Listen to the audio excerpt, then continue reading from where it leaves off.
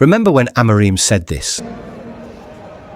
But now we have to make a choice. Or we stay stuck in the past because this season is in the past, is over. We fight each other, or we stick together and move forward.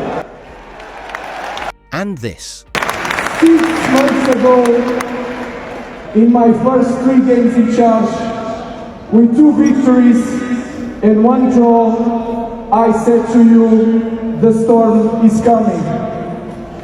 Today, after this disaster season, I want to tell you, the good days are coming. The good days are coming. But nobody believed him. Finally, Ruben Amorim's vision is walking and talking at Manchester United. And the scary truth is that not enough people have clocked it yet. I have that feeling. I think it was a more complete performance. You can say whatever you want to say against Liverpool, but they didn't deserve to win, to lose that game. We deserved to win, but they didn't deserve to lose. I think today we did a little bit of everything. We had the ball, we create chances, we defend high, we defend low. So when it's more complete, I feel that is more. It's not a statement, but I feel more complete also as a manager. So today I think I like more today than the last weekend. It took 11 months to finally get back-to-back league wins. Now, it's 3 on the spin and not against soft touches. United beat 4th place Sunderland.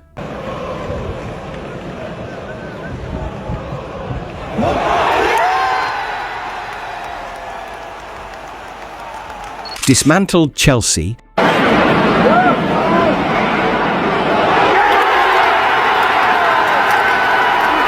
Then walked into Anfield, the hardest ground in England, and left with all 3 points.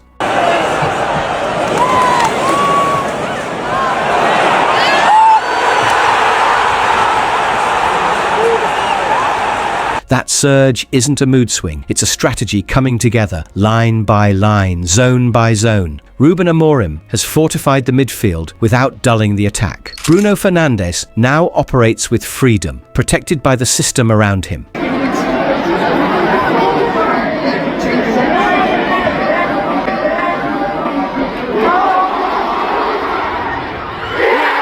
Casemiro moves like time has rolled back, thriving in narrow spaces and intelligent distances.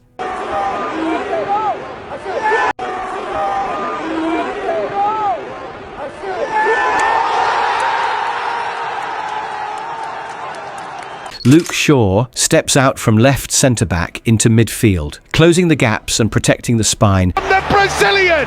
The edge of the D's going to get a right foot each other. Whenever United lose possession, the wide forwards now track, screen and spring. It's graft before glamour. The United on the charge, head to the penalty area, Ahmad into the box! Last season, the wingers rarely looked back. This season, they work both ways. Matheus Cunha, Mason Mount and Brian Mbeumo all collapse into midfield lanes, then burst forward on cue. Amorim's tweaks are subtle but ruthless. Fewer gaps, faster regains, transitions cleaner than ever, and the recruitment planned clinically with Ineos fits the blueprint, not the headline. Mbeumo's velvet first touch keeps tempo and lets United play forward under pressure. Releases Brian Mbeumo to the edge of the penalty area, gives this on to Sesko's pace and aerial power give a central target teams have to respect. Cunha brings bite and invention, turning scraps into attacks and attacks into chances. Behind them, Senna Lamens has calmed a once chaotic position with simple, decisive goalkeeping. United have got almost every player back. Shot comes in, finds Sesko. The knock-on effect is obvious. United spent more minutes in control and fewer in panic. Every trigger now has a purpose. Press together, step together, and break together. Winning at Anfield wasn't a miracle. It was a rehearsal made real. Beating Sunderland and Chelsea wasn't luck. It was a repeatable structure. This is not just form. It's a framework being stress-tested against top opposition. If this is what month 11 looks like, imagine month 18. Amorim's United isn't loud yet, but it's louder every week. And the scariest part, they're only just getting started. How does a coach who once dragged Manchester United into its darkest numbers in decades suddenly become the man leading their resurrection? That's the terrifyingly brilliant part of the Ruben Amorim story. This is the same manager who, in his debut season, left United 15th in the table with the club's worst defensive record in history. The most goals conceded, the fewest points earned, the fewest wins recorded, the most losses. And statistically, the lowest win percentage of any United manager in the past 80 years. We are being the worst team, maybe, in history of Manchester United. To put that into perspective, Erik ten Hag, the man Amorim replaced, had a 54.7% win rate. David Moyes, who was sacked before finishing his first season, managed 52.9%. Sir Alex Ferguson, the gold standard, stood at 59.7%. Amorim, just 36.2% from his first 25 games. Why do you think he is still in a job? I think he's still in a job because I think the powers that be at Manchester United have made that many mistakes so far in decisions that they've made on and off the pitch that they almost don't want to admit right now that they've made another. And this has been a disaster for Manchester. Why do you think he is still in a job? So how is that same man now the mastermind behind a side sitting 6th in the Premier League, just 3 points off second place? How did the worst statistical manager in United history become exactly what the club needed? He was already building it all along. Yeah, I think they are more confident. I think the best game that we did this season was against Arsenal.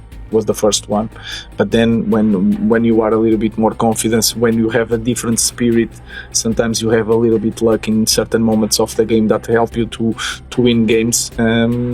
Is that what I'm feeling now? That we are a little bit more free playing the game, and like last week we had a little bit luck because of that, because we are in the different spirit. Even in those dark days, Ruben Amorim had begun laying the foundations. He wasn't just coaching, he was cleansing. He tore down what didn't fit. He let go of players who no longer matched the United identity, Garnacho, Rashford, Sancho, and replaced them with hungry, system-first signings like Matheus Cunha, Brian Mbeumo, and Benjamin Sesko. Off the pitch, his planning was surgical. On the pitch, his mind was revolutionary. Amorim looked at the chaos of United's midfield and saw the real problem: too much space, not enough structure. As former United midfielder Michael Carrick noted, you can't expect two midfielders against a good team to deal with 3 or 4 players. Ruben Amorim found a solution. That solution has been tactical genius. Instead of insisting on sterile possession, Amorim prioritised long passes and direct attacks, using the team's athleticism and intelligence to break lines fast. When defending, United now drop into a compact 5-4-1, with their number 10s dropping back to protect central areas. Suddenly, the team doesn't crumble, it compresses. Luke Shaw steps into midfield, covering more ground and closing passing lanes. And it's back with Brighton. Rutter looks to bypass Luke Shaw. On each wing, Amorim has created tactical triangles. Amad Diallo with Casemiro and Mbeumo on the right, Dalot with Cunha and Fernandes on the left. Those small shapes make huge differences. They reduce space, balance the midfield, and protect Casemiro and Bruno Fernandes from being physically overworked. But those tactical adjustments aren't the only thing Ruben Amorim deserves credit for. He's transformed his players into machines. Some of them were written off, others looked past their peak. And yet, under the Portuguese command, they've come back to life. Take Casemiro, for example. At the end of Erik ten Hag's reign, he looked finished at the top level, heavy-legged, slow to recover, and seemingly one step away from the Saudi Pro League. His decline felt inevitable, but Amorim refused to discard him. Instead, he rebuilt him. Now, the 33-year-old has become indispensable again, playing like a general in the middle of the pitch. When Casemiro plays, United barely concede with just 3 goals conceded this season with him on the field. Against Brighton, he reminded everyone of his class. 1 goal, Edge of the D's going to get a right footed shot away. 1 assist, Down by Casemiro. Casemiro through to Cunha. endless interceptions and leadership all over the pitch. But what really proved his value was the moment he left the pitch. When Casemiro was replaced in the 70th minute by Kobbie Mainoo, United suddenly looked exposed. Brighton immediately found space through the middle, with Yankuba Minte winning the free kick that led to their first goal. Then through the middle, coming Brighton, heavy touch. It was a reminder that Casemiro's presence doesn't just offer balance, but it defines it. Then there's Matthijs de Ligt. After a shaky start in red, he's now one of Amorim's most consistent and commanding players. No other centre-back in the Premier League has won more defensive duels this season than the Dutch.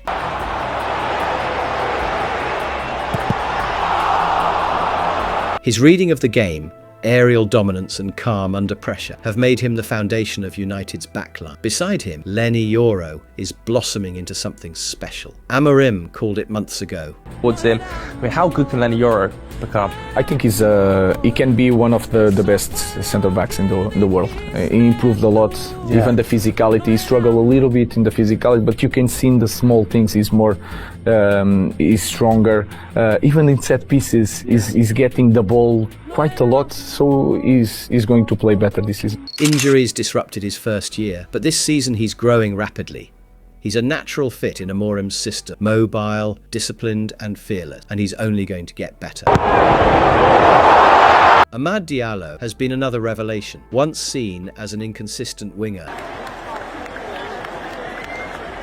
One of Amorim's tactical gems. Transitioning into a wing-back role, Amad has become a nightmare for defenders, dominating 1v1s, tracking back with intelligence, and building a lethal connection with Mbeumo on the right-hand side. He's evolved from flair player to complete player.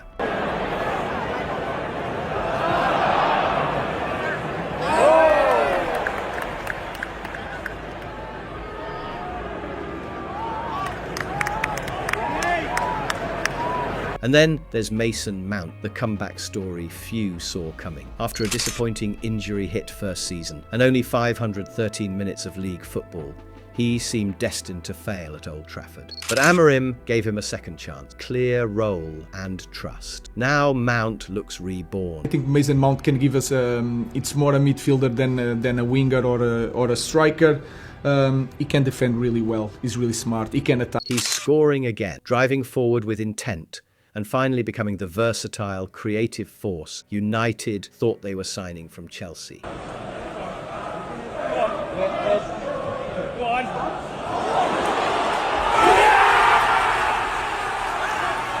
Under Amorim, forgotten names have found purpose, and misfits have become leaders. This isn't luck, it's management at its finest. A team that once looked broken, now looks reborn. But those tactical tweaks and player revivals aren't the whole story. What truly sets Ruben Amorim apart? It's how he's built upon that foundation, with surgical precision in the transfer market. His summer planning, done hand in hand with Ineos Group, was nothing short of exquisite. And the results are there for all to see. Mbeumo, Matthias Cunha and Benjamin Sesko has completely changed the reality of Manchester United. 3 players. Centre-halves don't really want to go wide.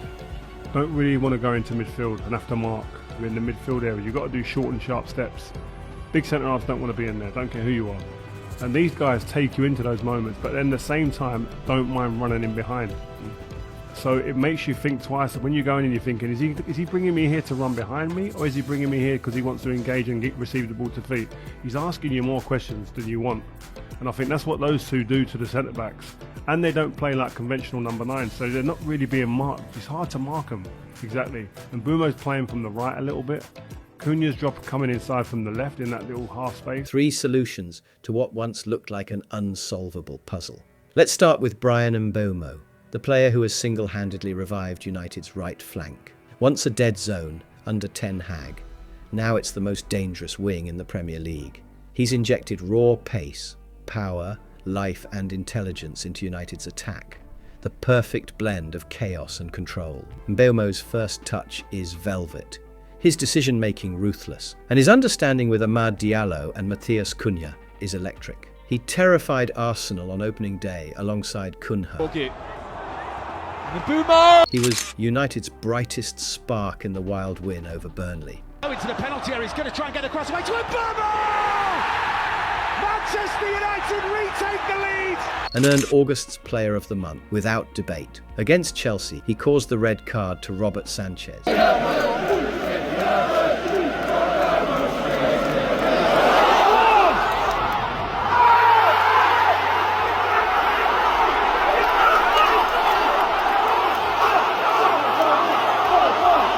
Against Brentford, he drew a penalty. Pelota para Mateus. Cunha y el centro. Against Sunderland, he delivered an assist.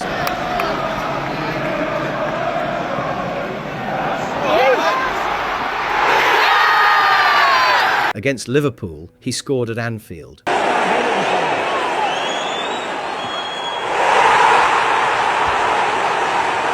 Against Brighton, he bagged 2 screamers.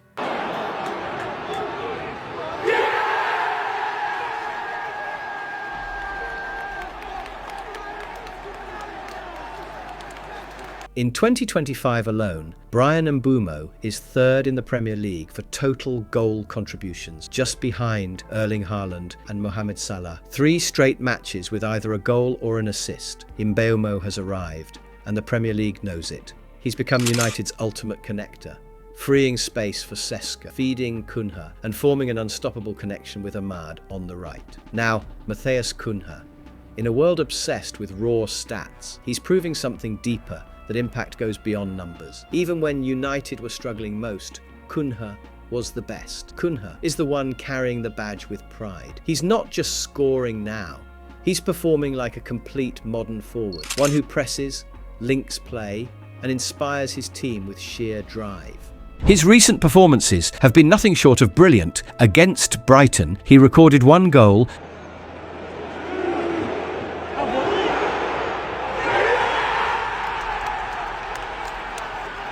2 key passes, 3 recoveries and 7 duels won. Against Liverpool, he was the outball, the dribbler, the fighter, everything at once. Well done from Cunha, then he turns, then he's brought to... For Amorim's system, he's indispensable. The man who brings Senna Laman's long balls down, breaks lines and keeps possession alive. Whether he's holding up the ball, running channels or crafting opportunities, Cunha is pure efficiency wrapped in elegance. And remember, United paid over 70 million euros for him from Wolves, a price many questioned at first. Now, it looks like a bargain. His energy and technical craft have made him one of the most complete attackers in England. He attacks, defends, creates, and competes. But Amorim's transformation didn't stop there. Now, the third piece of the puzzle, the one that completes the trident and represents the future of United's attack, is Benjamin Sesko. Is he the next Højlund? When I'm looking at what Sesko's doing, when I'm looking at what Højlund was doing, I already see that there's a... That was the fear whispering around Old Trafford when Benjamin Sesko arrived. The nightmare scenario that he'd turn out to be another overhyped young striker, swallowed whole by the Premier League, another Rasmus Højlund story. All promise and no punch. But the signs so far point in a very different direction. Sesko has already shown enough to silence the doubters. In recent weeks, he's been crucial. He scored against both Brentford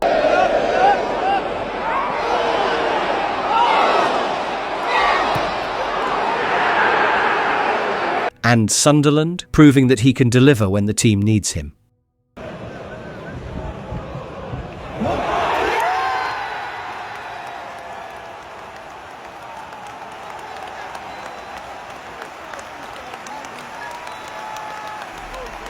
Against Chelsea, he showed exactly why Amorim wanted him. His aerial play created chaos, forcing the sequence that led to Robert Sanchez's red card.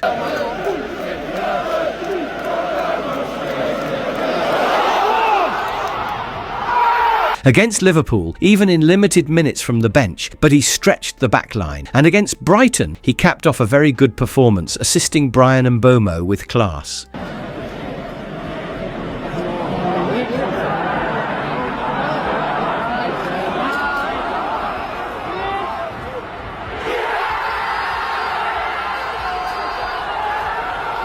Everything about him screams potential, but not the uncertain, fragile kind. This is different. Sesko looks built for this league.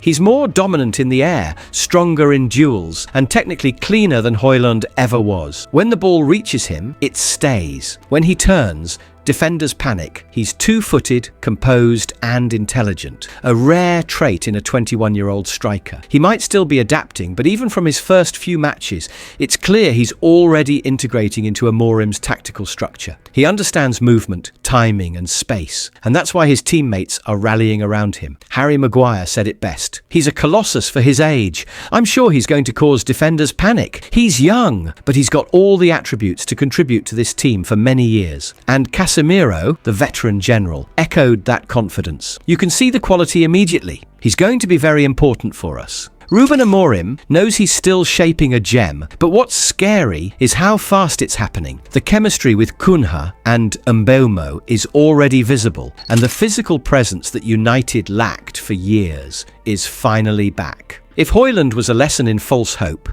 Sesko is the correction. A striker who's not here to promise potential. He's here to fulfill it. Now, we have to talk about the captain Bruno Fernandes, the heartbeat of this new Manchester United. No one embodies the shirt and the passion quite like him. His influence in this resurgence isn't a coincidence. It's the product of evolution, discipline and Amorim's trust. Ever since he returned to his natural habitat as a true number 10, Bruno has become the vital link between United's stabilised midfield and its explosive front line. Statistically, his numbers might not scream dominance. 2 goals and 1 assist in 10 matches. But anyone watching knows he's far more than that. His value is in the invisible, the rhythm he gives to every attack, the passing lanes he opens, and the calm he brings when the team is under pressure. Bruno now plays with balance. His through balls split defences and create opportunities for Cunha, Mbeumo and Sesko, allowing them to shine. Amorim's system has given him structure and freedom, at the same time protection behind him, possibilities ahead. This season has been personally meaningful for him. He scored his 100th goal for the club, a milestone that places him among United's greats. But beyond the numbers, it's the timing of his impact that defines him. The last-minute penalty against Burnley that sealed 3 points. The assist against Liverpool that broke their resistance.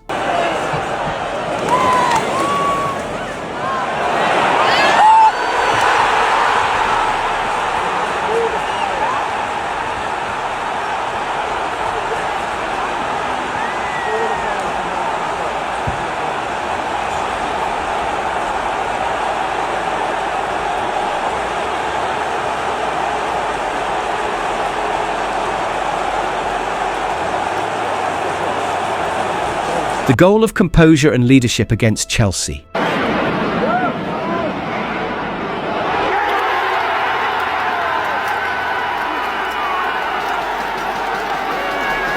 Fernandes is the conductor, the man who dictates United's tempo, who knows when to pause and when to accelerate. His leadership on the pitch has matured, shifting from frustration to guidance. Amorim has managed him perfectly, surrounding him with the right balance. That's Casemiro's discipline behind, Cunha's movement ahead, and tactical triangles on both wings to multiply his passing options. He's not just the captain, he's the pulse of this United. Under Amorim, Bruno isn't just leading, he's orchestrating a revival. In this video, we've broken down the tactical changes Ruben Amorim has made to transform Manchester United, how his structure redefined the team's play, how he revitalized his players, and how his masterful work in the transfer window turned them back into real competitors. But now, we have to talk about something even more important, his resilience. Because beyond tactics, beyond lineups and formations, Amorim has achieved something truly extraordinary. At United, something that no manager since Sir Alex Ferguson, or perhaps Jose Mourinho at his peak, had been able to do. He's given this team an identity again. Last season, the world questioned him. Pundits begged him to change, to abandon his principles, to adapt or die. You saying that people should admire what Amorim has done? I admire it to a certain extent, but like I said, he was playing Russian roulette with his job. I don't think he's changed drastically. He's just tweaked, and that's what a lot of fans are asking for. Just tweak what you've got. Maybe don't be so much on your front foot. Maybe be a bit more conservative at times when we haven't got the ball. You can't press for 90 minutes. They called his system naive, rigid and outdated. He was statistically the worst United manager in decades. Any other coach would have broken, but Amorim didn't. He refused to bend to the noise. He kept believing in his idea, in his football, in his players. But I'm not going to change. When I want to change my philosophy, I will change. If not, you have to change the man. And now we're seeing the result of that faith. The very same structure that was mocked months ago is now the foundation of United's revival. The players who once looked lost now look synchronised and well organised. The team that once had no plan now has a clear identity. Amorim's vision is finally coming to life, not because he changed for the world, but because he made the world adapt to him. There's another side to his genius, the culture he's rebuilt inside the club. If you are not working, if you are a lazy guy in training, he's not like him. He'll kill you. Yeah, he will kill you.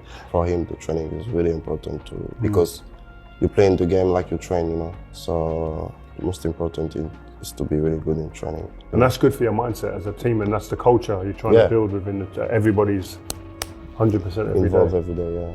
Under Amorim, being a Manchester United player once again means something. He's restored the sense of honour and accountability that had been missing for years. Players know that wearing the red shirt demands more than just talent. It demands respect, work ethic, and emotional connection. He made tough decisions. He cleared out players who didn't fit the system or the mentality. He built around those who embraced both the tactical demand, discipline, and the cultural standard. And the result is a squad that believes, that fights, that plays for the badge again. Ruben Amorim has returned Manchester United to its roots not through nostalgia, but through evolution. He's rebuilt the identity, restored the seriousness, and reminded everyone what it means to belong to the biggest club in England. And if this is only the beginning, the future under him doesn't just look promising, it looks terrifyingly bright. What are your thoughts on this?